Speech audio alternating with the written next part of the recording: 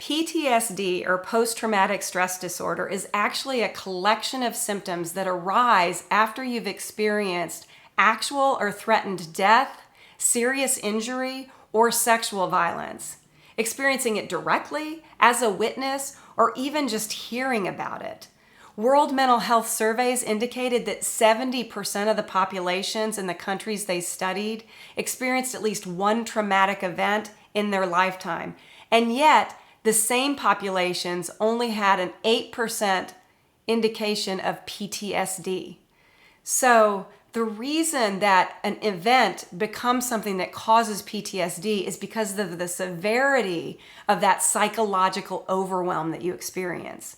The symptoms fall into four main categories. One is re-experiencing of that traumatic event, and that could be through memories, nightmares, flashbacks.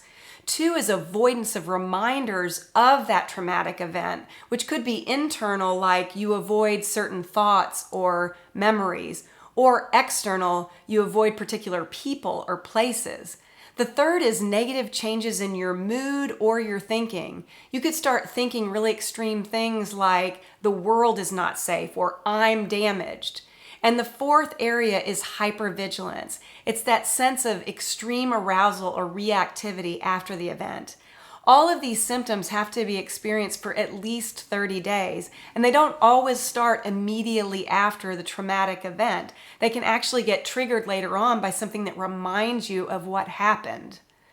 The thing to keep in mind are there are certain types of traumatic experiences that increase your risk of ending up with a diagnosis of PTSD.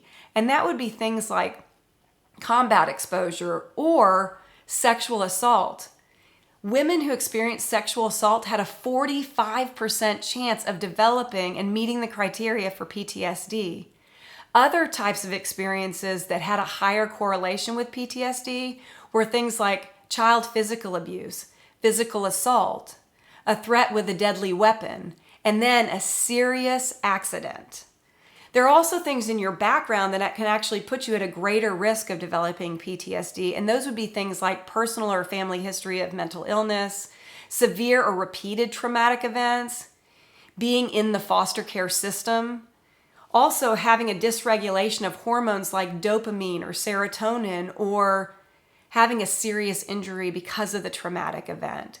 And then lastly, most importantly, I should say, are socioeconomic factors like racism, food insecurity, being a refugee seeking asylum.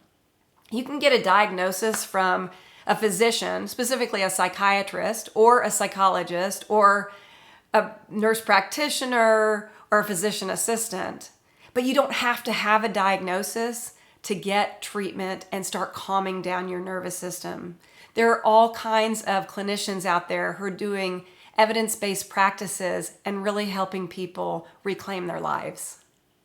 If you have any questions whatsoever, feel free to direct message me or go on my website at www.resolvetorise.com.